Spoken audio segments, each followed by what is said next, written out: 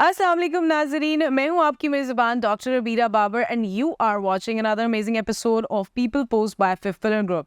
आप हमेशा इस शो पर मुख्तलिफ सीईओ से तो मिलते ही हैं, लेकिन उनके बिजनेस के बारे में भी जानते हैं कि उस बिजनेस का क्या स्कोप है पाकिस्तान में, क्या प्रॉब्लम्स फेस करने को आ रही हैं उनको और उनको वो किस तरह से रिजॉल्व कर सकते हैं, या फिर क्या ऐसी रेक्टिफिकेशन फार्मूलाज हो सकते हैं जो कि वो कह लें कि आप में इंट्रोड्यूस करवाएं, इंडस्ट्री में इंट्रोड्यूस करवाएं, तो ये सारे मसाइल हल हो सकते हैं। But also there are lots of things जो कि आपको सीखनी होती हैं किसी भी सीईओ से, कि वो किस तरह से एंटरप्रेन्योर बने, किस तरह से अपने बिजनेस को इस्टेब्लिश किया। या फिर अक्सर औकात ऐसे होता है कि हर इंसान के बिजनेस में कभी ना कभी कोई ना कोई डाउनफॉल ज़रूर आता है, तो उसको उन्होंने किस तरह से कोप किया, ये सारी चीज़ों के बारे में हम आपको इस शो में ज़रूर बताते हैं। And today what we are going to discuss, किस इंडस्ट्री के बारे में बात करने जा रहे हैं, पॉलीमर इंडस्ट्री के बारे में हम जानेंगे कि ये क्या है, किस तरह से पाकिस्तान में ये ग्रो कर रही है, या किस तरह से पाकिस्तान में रेवेन्यू जनरेट करने का एक ज़रिया रही है बहुत लंबे अरसे तक,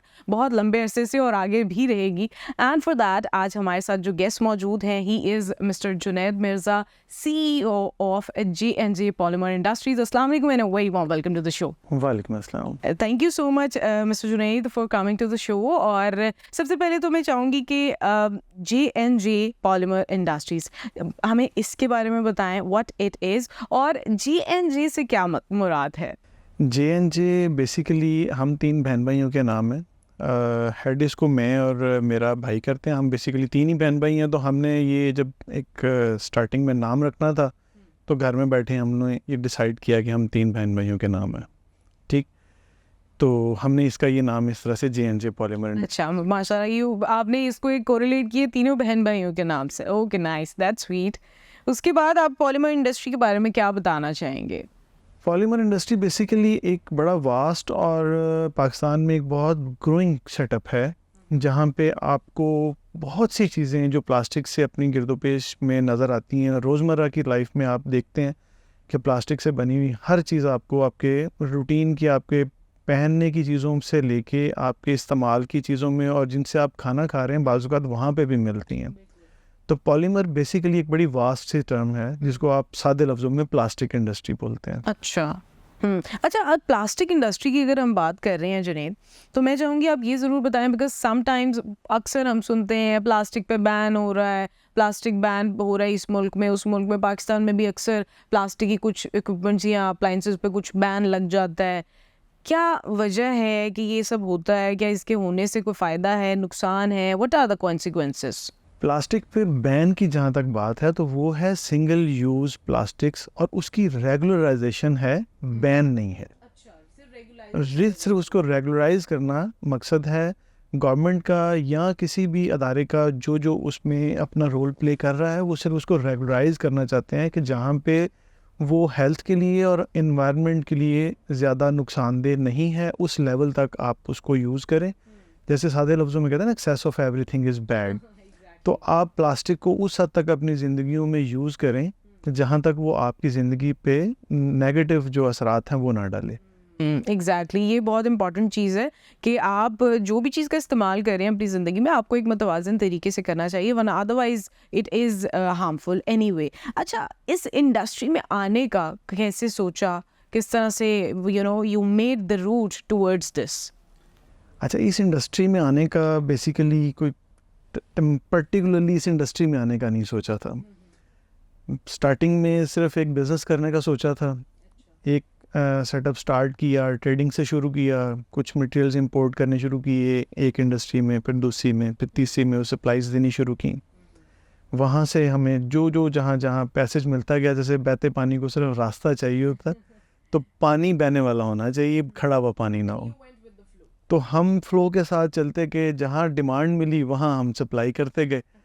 आगे जहाँ डिमांड ज़्यादा हुई तो वहाँ पे फिर हमने डिसाइड किया कि इसको मैन्युफैक्चरिंग में लेके आएँ। हम कब तक बाहर से चीज़ें इंपोर्ट करेंगे और इस मुल्क में सेल करेंगे। हाँ, लोकल इंडस्ट्री आल्दो हर जगह पे एक बेहतर प्लेटफॉर्म प्रोवाइड करती है आपके बिज़नेस को फ्लरिश करने के लिए। उसमें बहुत सी जिम्मेदारियों के साथ साथ बहुत सी सहूलतें भी हैं। बिल्कुल। तो इसलिए हमने डिसाइड किया कि इसको मैन्युफैक्चरिंग में ले आए, तो हम आगे मैन्युफैक्चरिंग। हाँ, दैट्स नाइस। अच्छा, ये जो आपने एक पॉइंट रेज किया है दैट लोकल जो मैन्युफैक्चरिंग है या इंडस्ट्री है वो एक बेहतर ऑप्शन है रादर देन हम इंपोर्ट करें, एक्सपोर्ट करें या व्हाटसोएवर द थिंग्स आर। इस के ऊपर आप किस तरह से थोड़ा सा एलैबोरेट करेंगे कि बहुत से लोग इस बारे में भी क्लियर नहीं है लाइफ में कि हमें अपने बिजनेस को किस तरह से इस्टेब्लिश करना चाहिए? देखिए, बेहतर इस सेंस में है कि आपको बहुत सी फ्लेक्सिबिलिटी मिल जाती है। बहुत से लोग जो इसको ईज़ में नहीं समझते, वो ज़रूर उनको ईज़ी लगता है कि हाँ, सोए हुए भी अगर आपको ख्वाब में मैसेज आ गया तो आपने उसका रिप्लाई कर दिया कि ठीक है जी, ये इतना मुझे मटेरियल चाहिए और ये रेट मैंने ओके कर लिया। कि कोई रातें जागेगा, उसको बनाएगा, हम तो मज़े से सोएंगे और बस यहाँ पे उसको वेयर हाउसिंग करेंगे और स्टॉक करके सेल कर देंगे। अल्टीमेटली हमने डिमांड एंड सप्लाई को पूरा करना है, डिमांड के अगेंस्ट हमने मटेरियल सप्लाई किया और बस जहाँ पे डिमांड थी वहाँ पे वो पहुँच गया। लेकिन लोकल प्रोडक्शन में आपको मेहनत तो ज़्यादा करनी पड़ेगी, लेकिन आपको जिस तरह की क्वालिटी चाहिए, जिस तरह की चीज़ें जब भी चाहिए, वो आपके पास अवेलेबल होती हैं और आपके बहुत से जो बिज़नेस सीक्रेट्स हैं वो आपके अपने हद तक रह जाते हैं। हाँ, ये this is also a secret कि बिजनेस सीक्रेट्स भी सीक्रेट रहना बहुत बड़ी बात है। और ये बड़ी आपने बेहतरीन बात की है। डेफिनेटली जब मैन्युफैक्चरिंग की तरफ हम रहते हैं तो हम प्राइस, कॉस्ट, क्वालिटी हर चीज़ खुद मैनेज कर सकते हैं। लेकिन जाहिर है जब हम किसी और से ले रहे हैं तो हमें नहीं पता हमें किस क्वालिटी की मिल रही है, वी आर जस्ट डिमांडिंग और वो अपनी मर्जी से प्राइस रेट को भी एक्सेलरेट कर सकते हैं। तो हम इन चीज़ों को मैनेज कर सकते हैं विद प्रॉपर मैन्युफैक्चरिंग। अच्छा, पाकिस्तान में अगर हम इस इंडस्ट्री की बात करें, मैन्युफैक्चरिंग में कितना स्कोप है, मार्जिन है? पाकिस्तान में मैन्युफैक्चरिंग का तो बहुत स्कोप है। अगर आप ओवरऑल अपना इंपोर्ट डाटा उठा के देख लें तो हमारे यहाँ बहुत सी ऐसी चीज़ें जो हम लोग डेली रूटीन्स में, अपने ऑफिसेज़ में, अपने घरों में यूज़ करते हैं। बचपन से हमें सिखाया जाता है भाई इंपोर्टेड चीज़ लेके आना, लोकल नहीं लेके आनी, लोकल की क्वालिटी आपको अच्छी नहीं मिलेगी। तो हमारे यहाँ बहुत सी चीज़ें जो है ना इंपोर्टेड यूज़ होती हैं। हम जब तक इंपोर्ट वाली चीज़ों के पीछे रहेंगे और लोकल को अच्छा नहीं कहेंगे तो हमारी लोकल इंडस्ट्री फ्लरिश नहीं करेगी। सबसे पहले हमें खुद के लिए खुद से सिंसियर होना है, फिर हम इन चीज़ों को लेके चलेंगे। अच्छा, ये आपने बहुत अच्छी बात की है कि हमने बचपन से ही लोकल को एक स्लैंग समझ लिया, एक बुरा लफ्ज़ समझ लिया कि अगर लोकल चीज़ ली है so that might not be of good quality और समथिंग, और अगर इम्पोर्टेड है तो इम्पोर्टेड एक टैग है कि ये बहुत ही कोई ब्रांडेड है। यहाँ पर भी ब्रांड्स हैं जो कि ब्रांडेड हैं। लोकल इंडस्ट्री को फ्लरिश करने के कोई 3 तरीके आपके पास हो जो आप शेयर करना चाहें? देखिए, इंडस्ट्री को फ्लरिश करने के लिए बेसिक जो चीज़ें हैं वो सबसे पहले है आपकी क्वालिटी। जो भी प्रोडक्ट बनाएं वो अच्छी से अच्छी क्वालिटी की बनाएं ताकि उस पे आपका कस्टमर ट्रस्ट कर सके और आपको रिपीट ऑर्डर्स जो हैं वो उस चीज़ के आएँ। आइदर आप B2C में हैं या B2B बिज़नेस में हैं, आपका कस्टमर आपके पास एक दफ़ा चीज़ लेने के बाद दोबारा आ गया, वो आपकी सक्सेस है। पहली चीज़ बेच लेना सक्सेस नहीं है, दोबारा उसका वही चीज़ रिपीट ऑर्डर लेना वो आपकी सक्सेस है। I guess that's really true. Repeat customers, repeat clients, that really assures you कि आप एक अच्छी और authentic चीज़ बना रहे हो, right? अगर हम पॉलीमर इंडस्ट्री में ही अभी अगर हम बात करते हैं, प्लास्टिक इंडस्ट्री है, कौन सी ऐसी कोई नॉर्मल बेसिक चीज़ें हैं जो कि मार्केट में पाकिस्तान में बहुत ज़्यादा सेल होती हैं, और कौन सी ऐसी चीज़ें हैं जो पाकिस्तान की बाहर बहुत ज़्यादा जाती हैं और उससे पाकिस्तान में रेवेन्यू बहुत ज़्यादा जनरेट होता है, तो वो कौन सी हैं? देखिए, पाकिस्तान में जो प्लास्टिक इंडस्ट्री है बेसिकली सारी की सारी इंपोर्ट बेस्ड है। हमारे सारे रॉ मटेरियल्स जो हैं वो इंपोर्टेड हैं, आइदर वो गल्फ़ से हों या वो चाइना से हों या किसी भी और यूरोपियन कंट्री से हों।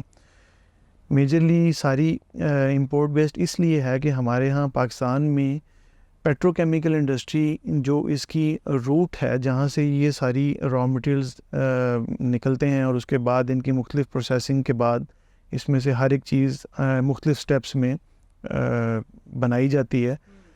वो हमारे पास ना तो इतनी डेवलप्ड है और ना ही हमारे पास अभी नेचुरल रिसोर्सेज इतने डिस्कवर हुए हैं। आल्दो अभी रिसेंट हमारी एक गवर्नमेंट ने भी एक स्टडी करवाई है किसी दोस्त मुल्क के साथ मिलके, जहाँ पे उन्होंने पूरे पाकिस्तान में एक सर्वे कंप्लीट कर लिया है कि हमारे यहाँ कहाँ कहाँ पे natural gas and oil reserves कितने मौजूद हैं।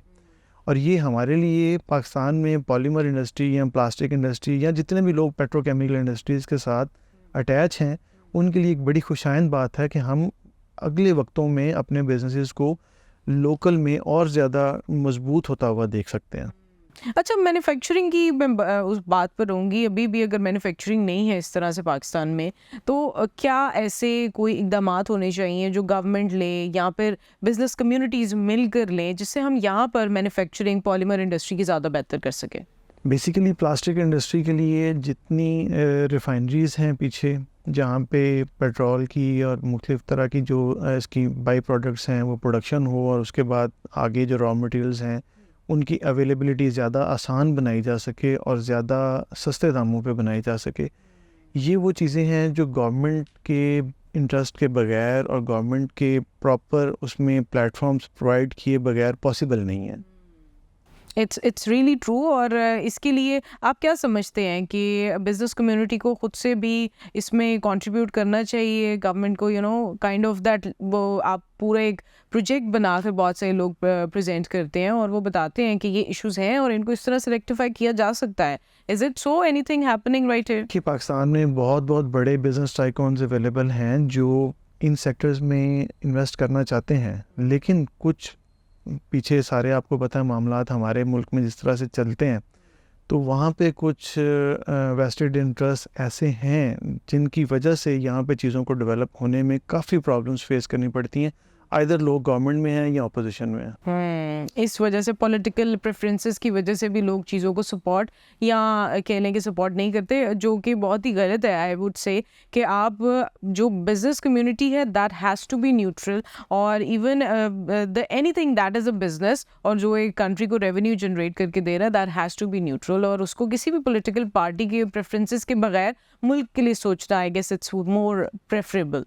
देखिए, हम अपने मुल्क में 25-30 करोड़ की लगभग आबादी हैं और हम एक बहुत बड़ी डिमांड है किसी भी मुल्क के लिए, किसी भी प्रोडक्ट के लिए, किसी भी इंडस्ट्री के लिए। हम एक बहुत बड़ी डिमांड है, और जितनी ये पब्लिक ग्रो करती जाएगी, इसके पर कैपिटा यूजेज ग्रो करेंगे, इनके हालात जितने बेहतर होंगे उतना हमारा डिमांड बढ़ेगी।